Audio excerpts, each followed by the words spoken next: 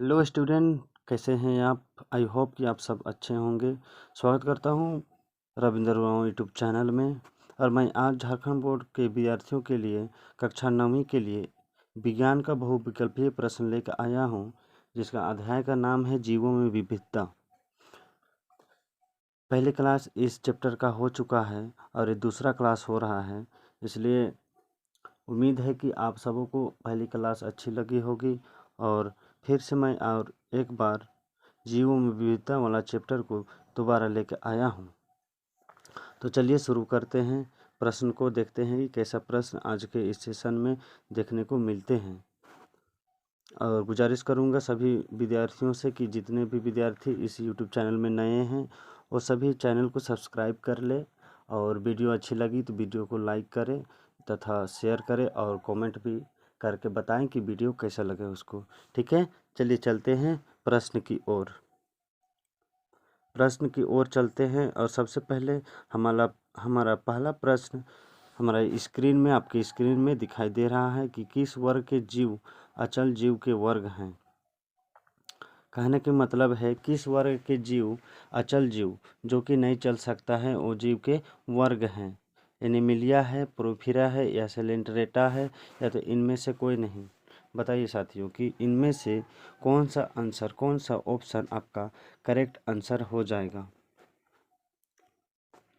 कौन सा आपका करेक्ट आंसर हो जाएगा। ठीक है, चलिए देखिए कहता है कि किस वर्ग के जीव अचल जीव के वर्ग में हैं। एनिमिलिया है, पोरीफेरा है, सिलेंट्रेटा है, या तो इनमें से कोई नहीं। तो आप जानते होंगे कि इसका सही उत्तर होगा option number B. Option number B आपका क्या हो जाएगा, सही उत्तर हो जाएगा। पोरीफेरा वर्ग के जो जीव होते हैं वो जीव क्या होते हैं, अचल जीव होते हैं, जो कि अपने से चल नहीं सकते। ठीक है, चलिए चलते हैं अगला प्रश्न। प्रश्न संख्या दूसरा में चलते हैं और प्रश्न संख्या दूसरा कहता क्या है कि इनमें से कौन क्षेत्र युक्त जीवधारी हैं। इनमें से कौन क्षेत्र युक्त जीवधारी है। यहाँ पर थोड़ा सा मिस्टेक हो गया है। ठीक है, यहाँ पर होगा छिद्र होगा।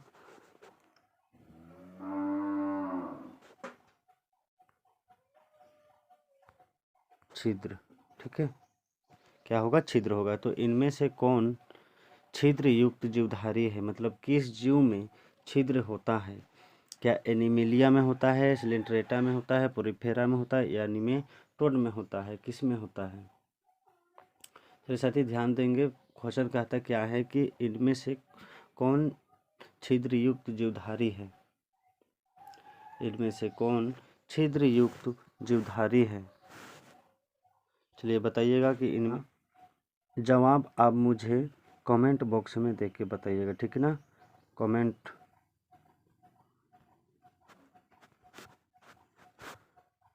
बॉक्स में इसका जवाब मुझे चाहिए क्वेश्चन नंबर 2 का। ठीक है, अगला प्रश्न देखिए। अगला प्रश्न कहता क्या है कि युगलिना को किस जगत में रखा गया है। क्वेश्चन नंबर 3 है कि युगलिना को किस जगत में रखा गया है।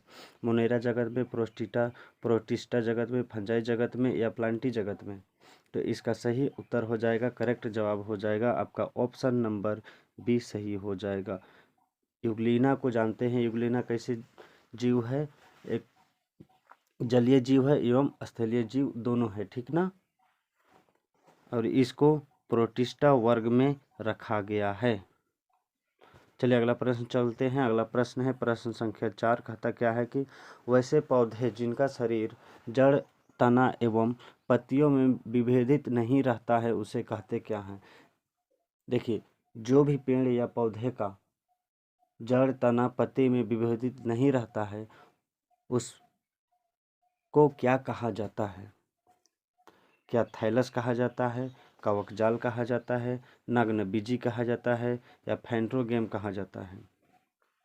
बताइए, वैसे पौधे जिनका शरीर जड़, तना एवं पत्तियों में विभेदित नहीं होता है उसका क्या कहते हैं, उसको कहते हैं थैलस। ठीक ना, उसको क्या कहते हैं, थैलस कहते हैं। ऑप्शन नंबर ए मेरा क्या हो जाएगा, सही हो जाएगा।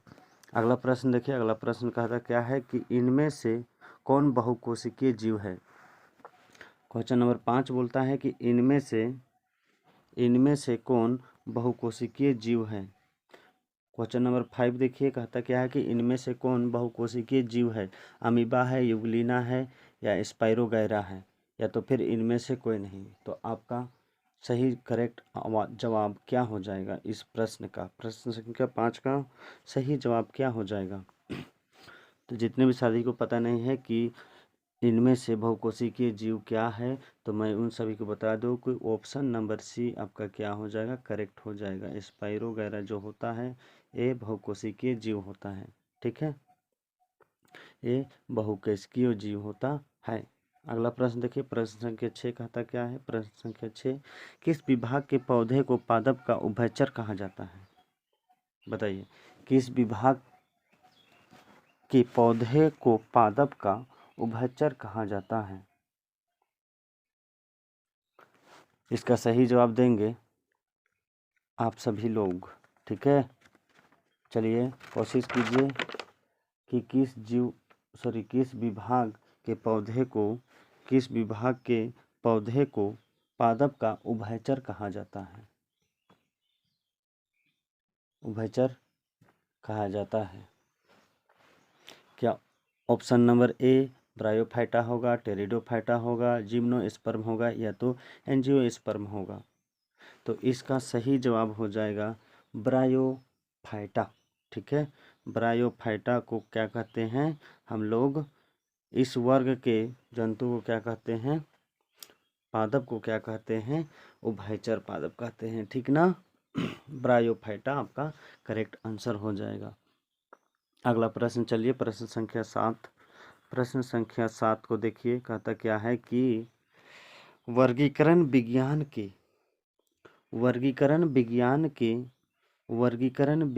के जन्मदाता अथवा वर्गीकरण विज्ञान के पिता कौन थे? ठीक है, कहता क्या है कि वर्गीकरण विज्ञान के जन्मदाता अथवा वर्गीकरण विज्ञान के पिता किसे कहते हैं? मतलब कौन थे, या कहेंगे कि वर्गीकरण के जनक किसे कहा जाता है? लाइमार को कहा जाता है, लिनियस को कहा जाता है, मेंडल को कहा जाता है, या अरस्तू को कहा जाता है?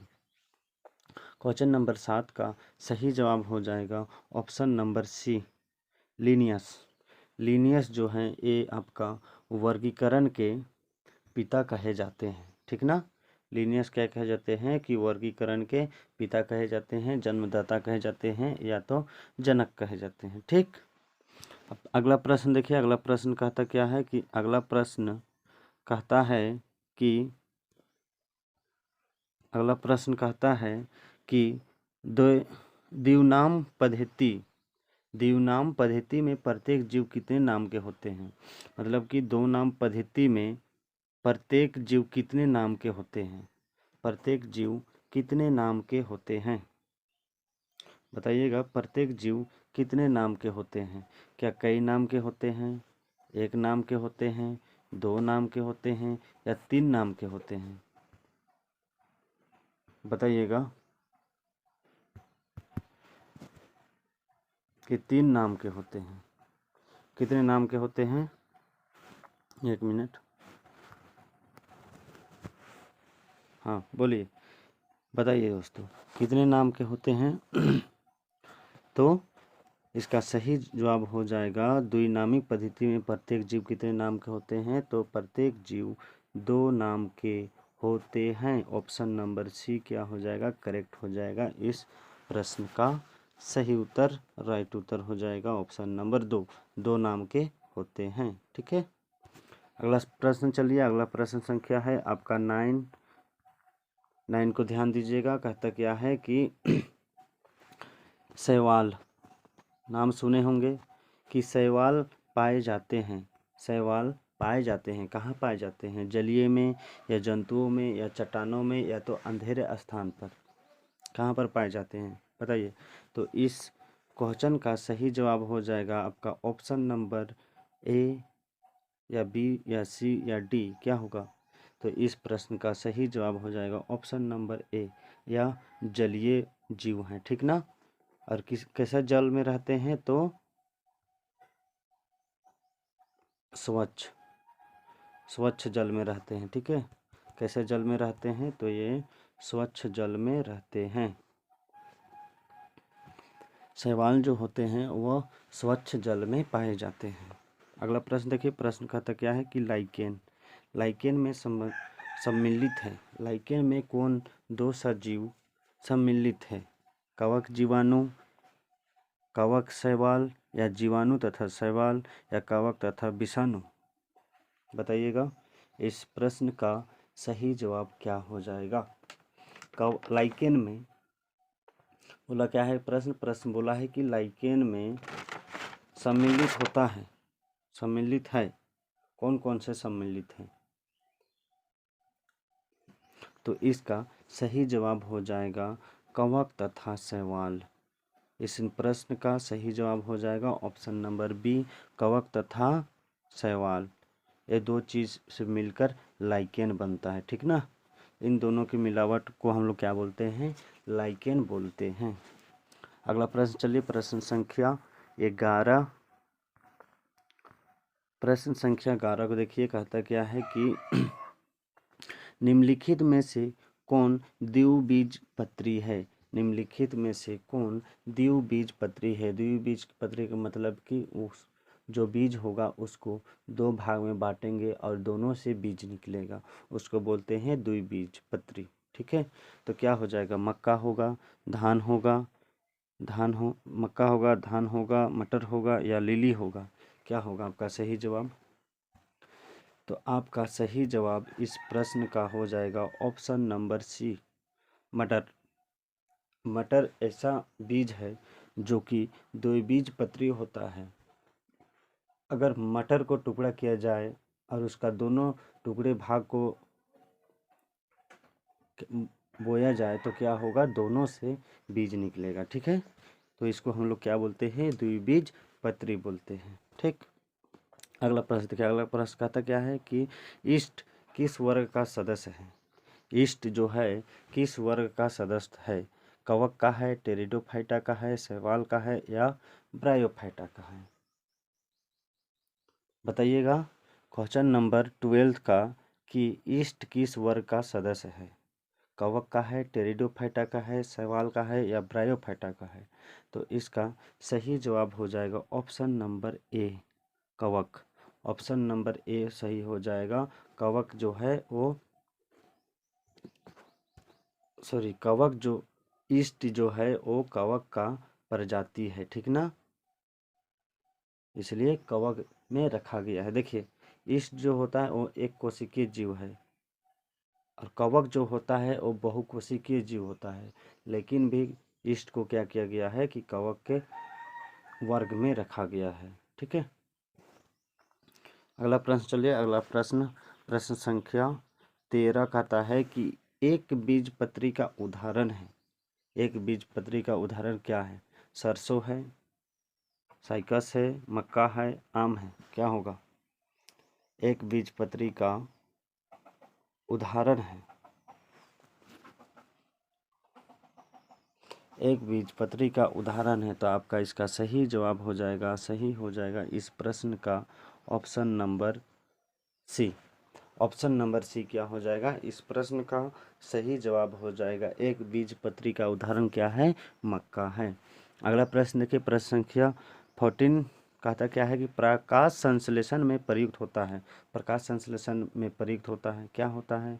क्लोरोफिल होता है, ऑक्सीजन होता है, नमी होती है, या छाया होता है? क्या होता है? तो इसका सही जवाब हो जाएगा क्वेश्चन नंबर 14 का कि प्रकाश संश्लेषण में प्रयुक्त होता है। सभी को जानते हैं कि प्रकाश संश्लेषण में क्या होता है? प्रयुक्त क्या चीज़ होता है? क्लोरोफिल होता है, ठीक है। अब चलते हैं इस क्लास के आखिरी प्रश्न। आखिरी प्रश्न हमारे स्क्रीन में बोलता क्या है कि किन जीवों का शरीर कवच से ढका होता है? किन जीवों का शरीर कवच से ढका होता है? बताइए किस जीव का शरीर कवच से ढका होता है? क्या आर्थ्रोपोडा का होता है, मोलस्का का होता है, निमेटोड का होता है, या तो प्रोटोकोडेटा का होता है? किसका होता है? इस क्लास का आखिरी प्रश्न है कि किस जीवों का शरीर कवच से ढका होता है? तो इसका सही जवाब हो जाएगा आपका ऑप्शन नंबर बी। ये जो मोलस्का वर्ग के जितने भी जीव होते हैं ना, इन सभी जीव में क्या होता है कि बाहरी से कवच के रूप में बना हुआ होता है, मतलब कवच से ढका हुआ रहता है। ठीक है, तो चलिए आज का सेशन समाप्त हो गया और उम्मीद करता हूँ कि सभी को अच्छा लगा होगा। ठीक है, चलिए चलते हैं तब। धन्यवाद।